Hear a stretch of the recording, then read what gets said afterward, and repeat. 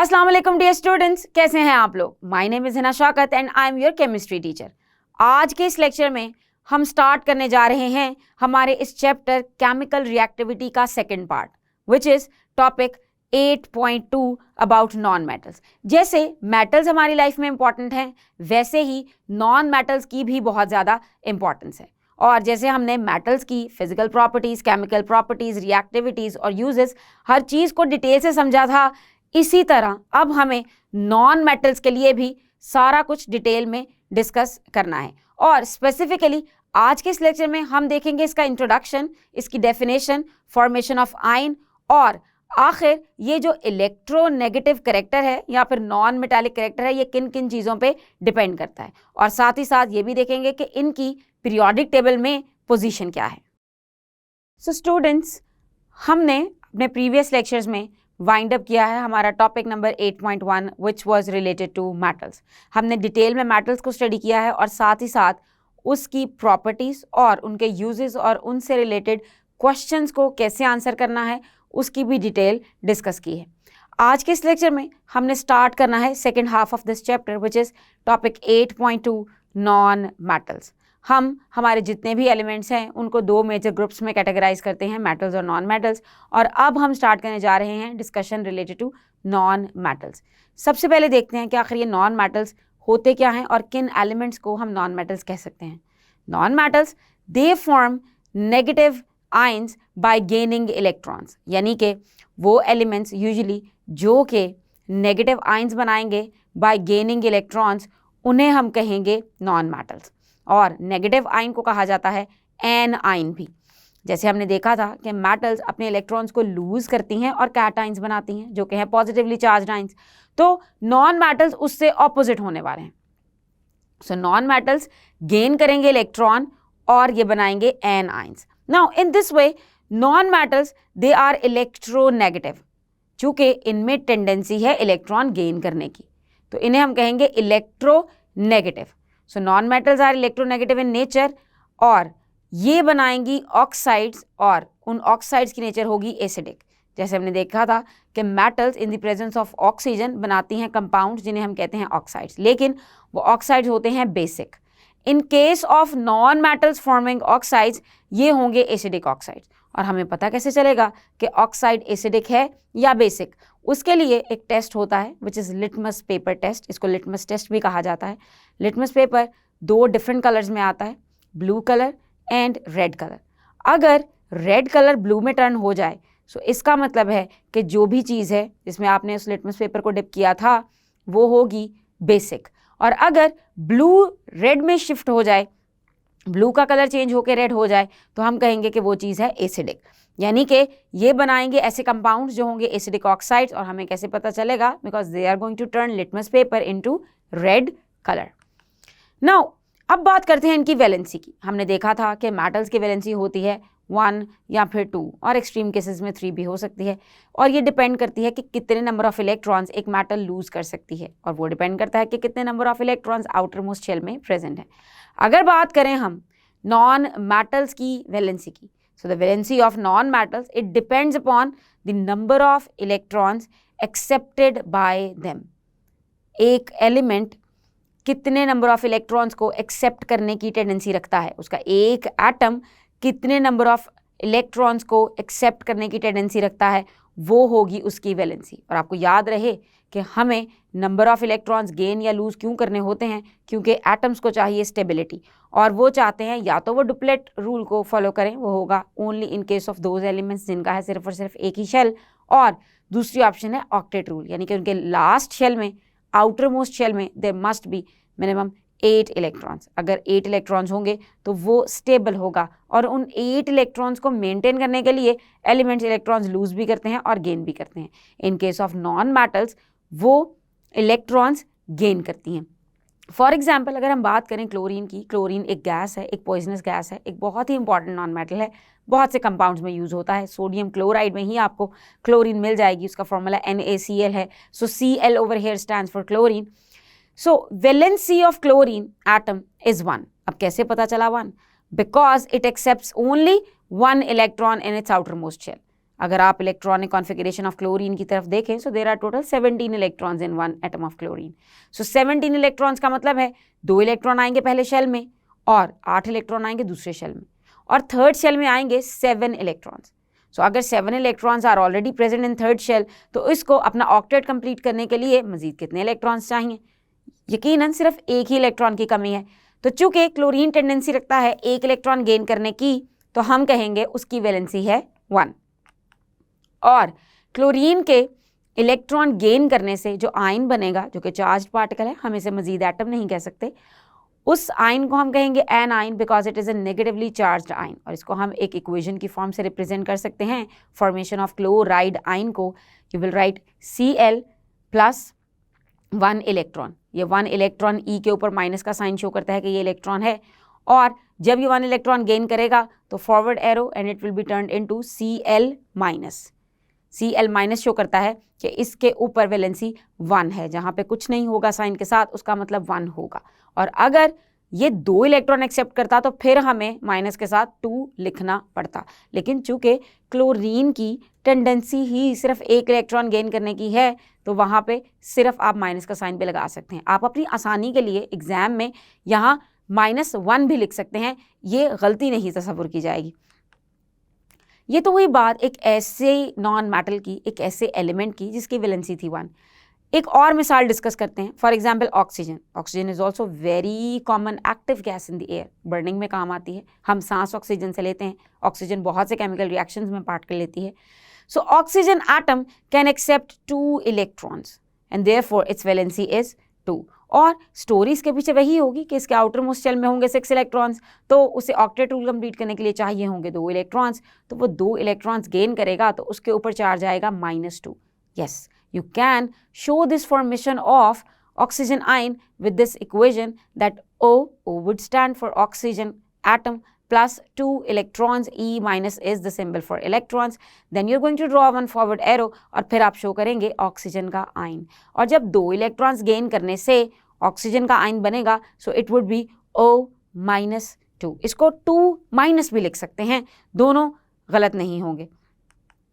Now ये तो हुई बात फॉर्मेशन ऑफ आयंस की तरफ। हमने देखा था कि नॉन मेटल्स वो होंगी जो नेगेटिवली चार्ज्ड आयंस बना देंगी और इलेक्ट्रॉन्स को गेन करेंगी। अब देखते हैं कि ये नॉन मेटालिक कैरेक्टर डिपेंड किस चीज़ पे कर रहा है। हमें कैसे पता चलेगा कि कोई चीज़ कितनी ज़्यादा नॉन मेटालिक है या कितनी कम नॉन मेटालिक है? अब मेटालिक कैरेक्टर हम ऑलरेडी डिस्कस कर चुके हैं इस चैप्टर के फर्स्ट पार्ट में, और हम जानते हैं कि कैरेक्टर को स्टडी करना कितना इम्पॉर्टेंट है हमारे लिए। और उसकी इंपॉर्टेंस ये है कि अगर आप किसी तरह इसके ग्रुप्स या पीरियड्स में ट्रेंड्स को लर्न कर लेते हैं, तो सारी की सारी एलिमेंट, सारी की सारी मेटल्स हों या नॉन मेटल्स हों, आप उनकी प्रॉपर्टीज़ को प्रिडिक्ट भी कर सकते हैं। So the non metallic character depends on electron affinity and electronegativity of the atoms. मैं यहाँ आपको याद करा दूँ कि मेटल्स के लिए जो मेटालिक कैरेक्टर था वो 2 चीज़ों पर डिपेंड करता था। वो थी उसकी इलेक्ट्रोपॉजिटिविटी और आयोनाइजेशन एनर्जी, और ये बिल्कुल उसके ऑपोजिट होंगे, और ये डिपेंड करेगा इलेक्ट्रॉन अफिनिटी और इलेक्ट्रोनेगेटिविटी पे। हमने इलेक्ट्रॉन अफिनिटी और इलेक्ट्रोनेगेटिविटी को हमारे चैप्टर नंबर 3 में डिटेल में डिस्कस किया है। हम जानते हैं कि electron affinity is the amount of energy which is released when 1 electron is added to the outer most shell of a specific atom. किसी एटम के आउटर मोस्ट शेल में जब इलेक्ट्रॉन ऐड होता है तो जो अमाउंट ऑफ एनर्जी रिलीज होती है, क्योंकि एटम स्टेबिलिटी की तरफ आता है, तो जो अमाउंट ऑफ एनर्जी रिलीज होती है उसको हम कहते हैं इलेक्ट्रॉन अफिनिटी। और electronegativity is basically telling you the negative character, कि कितना ज़्यादा नेगेटिव चार्ज आने का पोटेंशियल है एक पर्टिकुलर एलिमेंट का, वो बताएगी उसकी इलेक्ट्रोनेगेटिविटी। इलेक्ट्रोनेगेटिविटी को हम एक और टर्म में भी डिफाइन करते हैं कि इलेक्ट्रोनेगेटिविटी बेसिकली वो पावर बताएगी जिससे एक एलिमेंट एक शेयर्ड पेयर ऑफ इलेक्ट्रॉन को अपनी तरफ अट्रैक्ट करेगा। और जब किसी एलिमेंट की ये टेंडेंसी है कि वो शेयर्ड पेयर ऑफ इलेक्ट्रॉन को अपनी तरफ अट्रैक्ट कर रहा है, इसका मतलब उसकी टेंडेंसी ये है कि वो नेगेटिव चार्ज अपने ऊपर ला रहा है। सो अगर कोई चीज़ नेगेटिवली चार्ज्ड बनेगी तो वो होती है नॉन मेटल। तो जितनी ज़्यादा कोई चीज़ हाईली इलेक्ट्रोनेगेटिव होगी उतना ही उसका नॉन मेटालिक कैरेक्टर भी ज़्यादा होगा।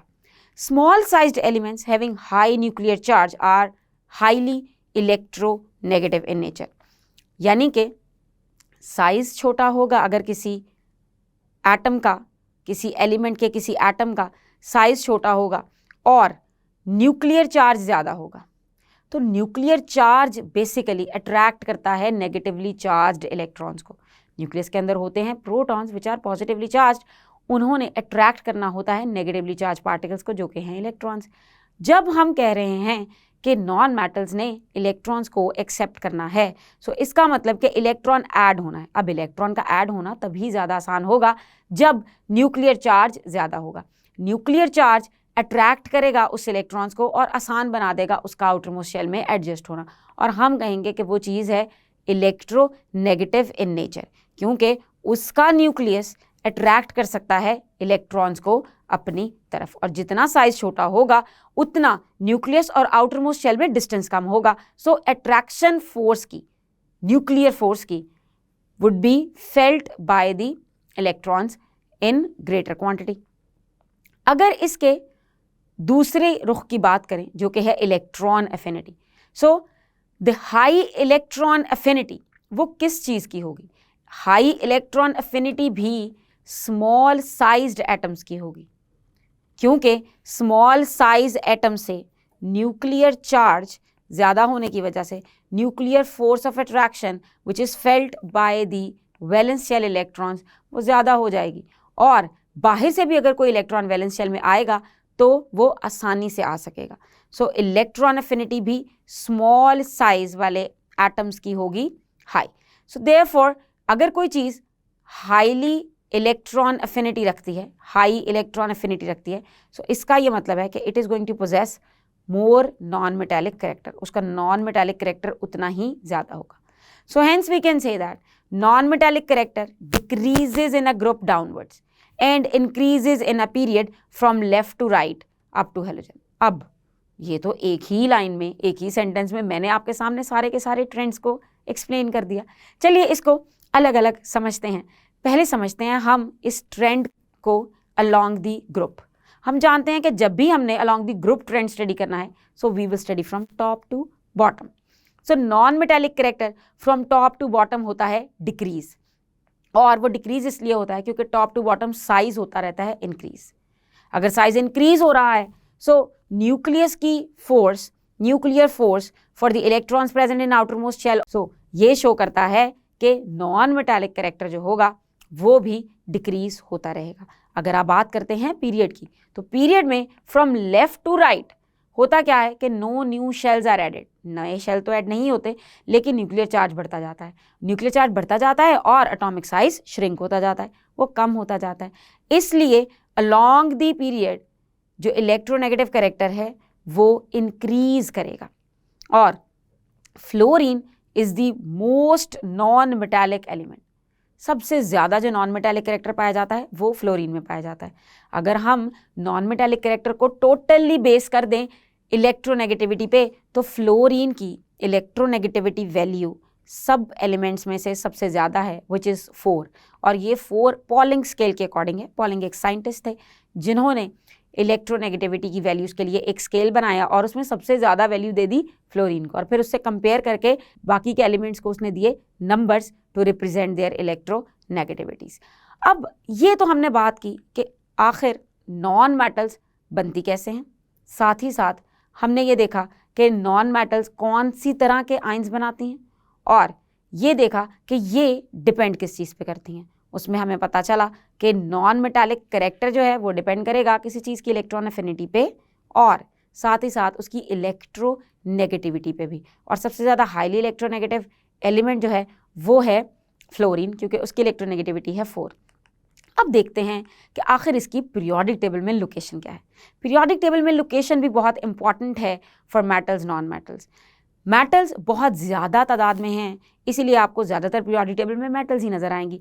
नॉन मेटल्स का नंबर कुछ कम है, जी हाँ, इसका नंबर कुछ कम है। सो नॉन मेटल्स के हम एग्जैक्ट एलिमेंट्स को याद भी कर सकते हैं, और ये आपको याद ही करने हैं। अगर आप पीरियोडिक टेबल के राइट साइड पे नज़र डालें तो वहाँ आपको एक स्टेयरकेस की फॉर्म में एक सेपरेशन होती दिखाई देगी, वो शो करेगी कि यहाँ से नॉन मेटल स्टार्ट हो रही हैं। नॉन मेटल्स रेंज करती हैं from group number 14 till group number 18।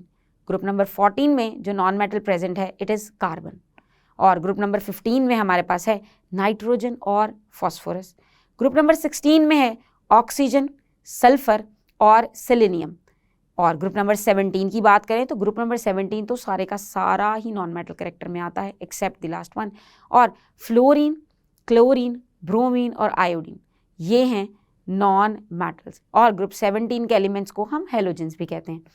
Group 18 starts with helium and it ends on xenon over here. So helium, neon, argon, krypton, xenon. इसमें एक और गैस भी आती है which is radon. It is in period number 6, लेकिन वो radioactive है, हम उसको काउंट नहीं करेंगे.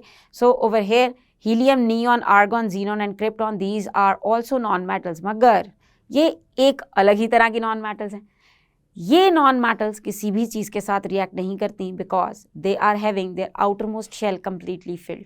इनका बाहर का शेल पूरे का पूरा कंप्लीट होता है, ये ऑक्टेट और डुप्लेट रूल को ऑलरेडी फॉलो कर रही होती हैं, सो इसमें मज़ीद इलेक्ट्रॉन ऐड या रिमूव नहीं होता। आपको याद करने हैं ये सारे के सारे एलिमेंट्स जो कि नॉन मेटल्स में। हेलोजेंस का ग्रुप बहुत इंपॉर्टेंट है क्योंकि जब भी हम फिजिकल या केमिकल प्रॉपर्टीज़ को स्टडी करेंगे सो उसमें आप हमेशा हेलोजेंस को एज एन एग्जाम्पल डिस्कस कर रहे होंगे। सो ये शो करता है कि इसको लर्न करना कितना ज़रूरी है। और ग्रुप नंबर 14 में सिर्फ और सिर्फ कार्बन ही नॉन मेटल है। और मैं आपको एक बात बता दूं कि कार्बन एक बहुत ही यूनिक नॉन मेटल है तो नॉन मेटल, लेकिन इसमें एक मेटल्स की थोड़ी सी कैरेक्टरिस्टिक पाई जाती है। जी हाँ, कार्बन इलेक्ट्रिसिटी को कंडक्ट करती है जबकि बाकी नहीं करते। जब हम फिजिकल प्रॉपर्टीज़ को डिटेल में स्टडी करेंगे तब हम इंडिविजुअली इन सारी नॉन मेटल्स की एक्सेप्शंस को भी डिस्कस करेंगे। सो स्टूडेंट्स, आज के इस लेक्चर में हमने स्टार्ट की है हमारी discussion related to 8.2। This was just the beginning. हमने अभी सिर्फ नॉन मेटल्स का इंट्रोडक्शन समझा है। हमने देखा है कि नॉन मेटल्स क्या होती हैं, उनकी डेफिनेशन क्या है और फॉर्मेशन ऑफ एन आइन कैसे होती है, यानी कि नेगेटिव आइन कैसे बनता है। और साथ ही साथ ये भी देखा कि नॉन मेटालिक कैरेक्टर किन किन चीज़ों पर डिपेंड करता है और उनकी पीरियोडिक टेबल में ट्रेंड्स क्या हैं और नॉन मेटल्स की पीरियोडिक टेबल में लोकेशन क्या है। अब आपको क्या करना है, आपको सारी की सारी नॉन मेटल्स के नाम याद करने हैं। जी हाँ, these names are very important क्योंकि हमारे आने वाले लेक्चर्स में ये नाम बार बार इस्तेमाल होंगे। तो अगर आपको इन नॉन मेटल्स के नाम और इनके ग्रुप्स की लोकेशन का पता होगा तो अगली मंजिलों में इन्हें सॉल्व करना और इन्हें यूज़ करना बहुत ही आसान हो जाएगा। So see you all in next lecture. Until then, अल्लाह हाफिज़।